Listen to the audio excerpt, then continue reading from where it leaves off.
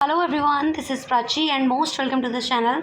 और आज इस वीडियो में मैं आपके साथ डिस्कस कर रही हूँ EMRS यानी एकलव्य आदर्श रेजिडेंशियल स्कूल सुखरापारा विकासखंड की तरफ से आपका teaching staffs and non teaching staffs की रिक्रूटमेंट के रिगार्डिंग जो नोटिफिकेशन आया है उसके बारे में। इस रिक्रूटमेंट के रिगार्डिंग क्या आपका एलिजिबिलिटी क्राइटेरिया रहेगा, कब से आपके फॉर्म फिलिंग स्टार्ट होने वाले हैं and which is the last date of online form submission, everything I will discuss with you in this video.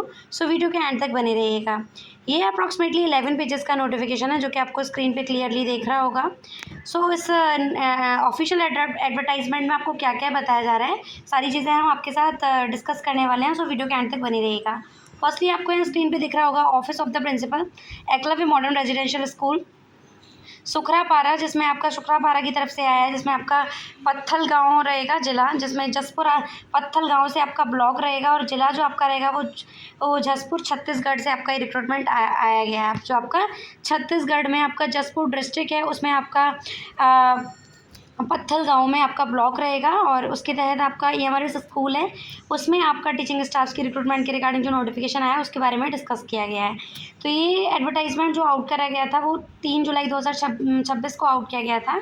आज दिन 3 जुलाई 2026 को एकलव्य आदर्श आवासीय विद्यालय सुखरापारा के संचालन समिति की बैठक किया गया। बैठक में आपका शिक्षण सेशन 2026-27 के लिए आपका NESTS द्वारा निर्धारित दिशा निर्देशों एवं मानदेय पर वैकल्पिक व्यवस्था के तहत अस्थायी रूप से आपका टेम्पररी बेसिस है अंग्रेजी माध्यम CBSE पैटर्न पर शाला संचालन हेतु विभिन्न शैक्षणिक गैर शैक्षणिक रिक्त पदों पर आधारित योग्यता रखने वाले अभ्यर्थियों की शैक्षणिक योग्यता के अंकों तथा वॉक इन इंटरव्यू के अंकों के आधार पर बनाई गई मेरिट लिस्ट सूची के आधार पर चयन किया जाएगा। यानी जो आपका रिक्रूटमेंट है वो कम्प्लीटली आपका कॉन्ट्रैक्चुअल बेसिस रिक्रूटमेंट, मैं कहूँ तो ये कोई परमानेंट रिक्रूटमेंट नहीं है। जो आपका टीचिंग एंड नॉन टीचिंग दोनों स्टाफ्स के लिए रहेगा, टीचिंग के लिए भी रहेगा और नॉन टीचिंग स्टाफ्स के लिए भी रहेगा।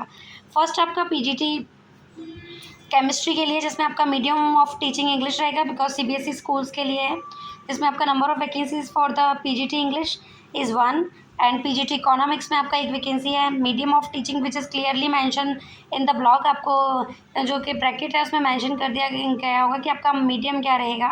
फिर आपका PGT हिस्ट्री है, PGT आपका जोग्राफ़ी है, PGT आपका पॉलिटिकल साइंस है, PGT बायोलॉजी है, PGT हिंदी है, PGT कंप्यूटर साइंस है। TGT में आपका एक वैकेंसी है। सारी आपको एक एक वैकेंसी ही दिख रही होंगी। PGT के आप किसी भी सब्जेक्ट में जिसमें आपका यहाँ मेंशन करा गया है सब में आपका एक एक वैकेंसी है। साथ ही साथ आपका TGT में भी आपका इन ईच सब्जेक्ट एक वैकेंसी आपको टेबल में मेंशन हो रहा होगा, जिसमें आपका TGT इंग्लिश है, TGT मैथ्स रहेगा, TGT सोशल साइंस है, TGT PET यानी फिजिकल एजुकेशनल ट्रेनर के लिए आपका फीमेल के लिए है, TGT music teacher and staff nurse. इस तरीके से टोटल आपका जो PGT स्टाफ नर्स और TGT के लिए जो वैकेंसी है वो टोटल वैकेंसीज आपकी 14 है। यानी आपका सब्जेक्ट वाइज जो कि मेंशन हो रहा है, each subject for TGT and PGT is 1 vacancy, एक वैकेंसी आपको बता दी गई है। नीचे स्क्रॉल करने पर आपको यहाँ पूरा डेटा पढ़ने को मिलेगा, जिसमें आपका बता दिया गया है कि आपका क्या प्रोसेस रहेगा। कि आपका फर्स्टली आपको अपना फॉर्म 10 जुलाई 2026 से 3 जुलाई 2026 को ही नोटिस आउट करा गया था। फिर इस नोटिस के रिगार्डिंग जो आपका फॉर्म सबमिशन था जो कि ऑफलाइन हो रहा था आपका, वो आपका 10 जुलाई 2026 से स्टार्ट हो रहा है। वहीं आपका 21 जुलाई 2026 इसका लास्ट डेट है। ये आपको बता दिया गया है कि 21 जुलाई 2026 तक आप एकलव्य रेजिडेंशियल स्कूल के विद्यालय सुखरपारा जिला आपका जसपुर छत्तीसगढ़ में आपको स्पीड पोस्ट या रजिस्टर्ड पोस्ट के थ्रू अपना फॉर्म सबमिशन कर देना है, ये आपको बता दिया गया है।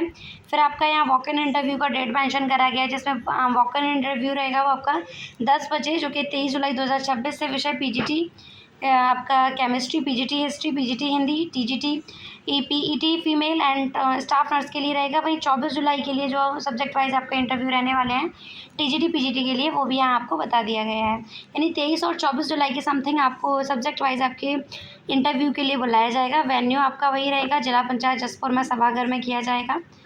25 जुलाई 2026 को आपका PGT अर्थशास्त्र, PGT computer science, TGT English के टीचर्स का इंटरव्यू कंडक्ट कराया जाएगा। फिर यहाँ टोटल वैकेंसी जैसे कि ऊपर मेंशन करा गया था वही चीज़ यहाँ फिर से बता दी गई है। अब यहाँ नीचे स्क्रॉल करने पर आपको सब्जेक्ट वाइज अपना एलिजिबिलिटी क्राइटेरिया पढ़ने को मिलेगा। अगर आप PGT केमिस्ट्री या इंग्लिश, इकोनॉमिक्स, हिस्ट्री, जूलॉजी, आप अब पॉलिटिकल साइंस या बायोलॉजी या हिंदी किसी भी सब्जेक्ट में आप पीजीटी के में जाते हैं तो आपका रिलेवेंट सब्जेक्ट में, कंसर्न सब्जेक्ट में आपका 50% मार्क्स के साथ पोस्ट ग्रेजुएशन कंप्लीट होना चाहिए, ये आपको बता दिया गया है। और साथ ही साथ आपका बीएड कंप्लीट होना चाहिए। बीएड डिग्री एकीकृत 4 वर्षीय डिग्री होने पर बीएड की आवश्यकता नहीं है। यानी आपने अगर 4 इयर्स इंटीग्रेटेड कोर्स कर रखा है तो उसमें आपका बीएड मैंडेटरी नहीं है। अगर आपने पीजी कंप्लीट कर रखा है देन उसके साथ आपका बीएड होना चाहिए। 2 इयर्स का अगर आपका पोस्ट ग्रेजुएशन है तो आपका बीएड कंप्लीट हो। अगर आपने 4 ईयर इंटीग्रेटेड कोर्स कर रखा है तो आपको बीएड अलग से मैंडेटरी नहीं बताया गया है। फिर आपका टीजीटी आप किसी भी सब्जेक्ट के लिए जा रहे हैं like English, maths, social science, Hindi, science and Sanskrit, तो आपका रिलेवेंट सब्जेक्ट में किसी भी सब्जेक्ट के लिए जा रहे हैं आपका उसमें बैचलर कंप्लीट हो 50% मार्क्स के साथ, ये आपको बता दिया गया है। साथ ही साथ आपका बीएड कंप्लीट हो।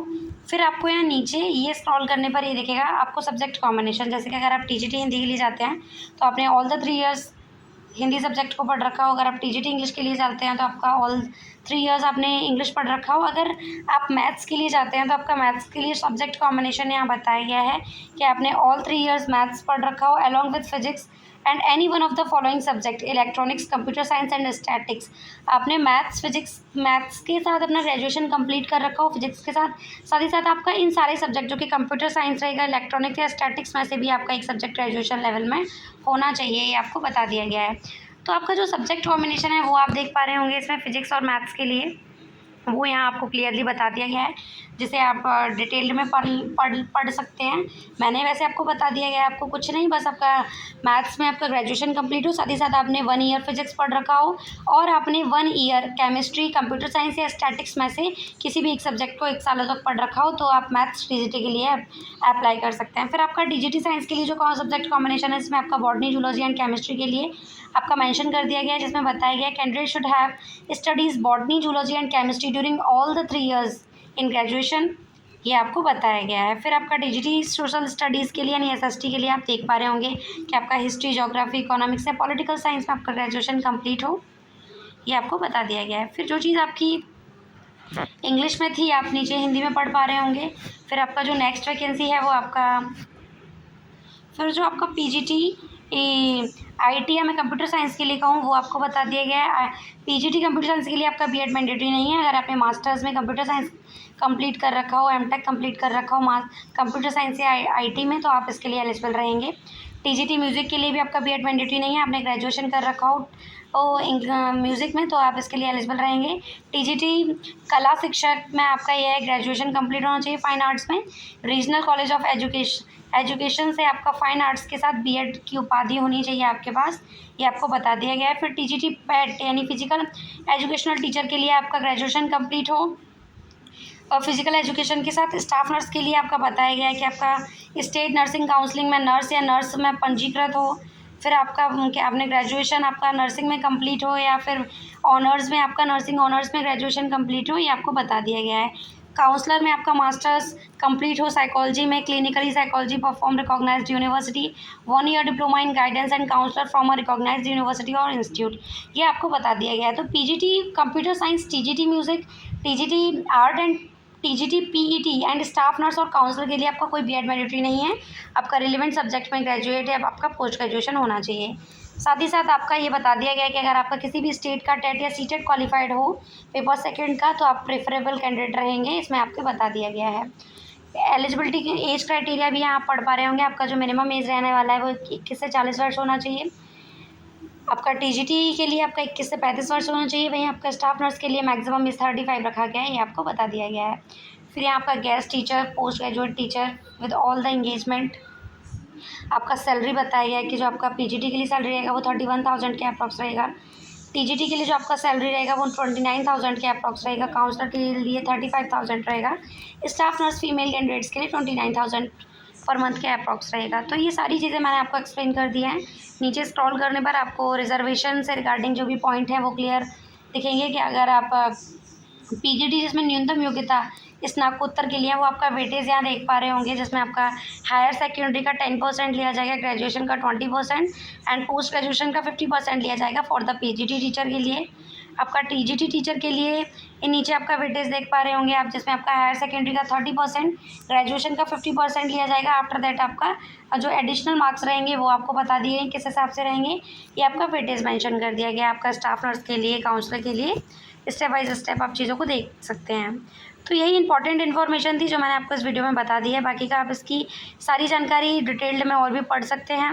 नीचे स्क्रॉल करने पर आपको ये इसका फॉर्म दिखेगा, आपको इस फॉर्म को इसकी ऑफिशियल वेबसाइट से डाउनलोड कर लेना है और आप जिस भी पोस्ट के लिए जा रहे हैं आपको उस पोस्ट के रिलेवेंट डेटा और पूरा ज़ेरॉक्स करा के स्पीड पोस्ट के थ्रू बिफोर द 21 जुलाई इसके ऑफिशियल एड्रेस पे स्पीड पोस्ट के थ्रू भेज देना है।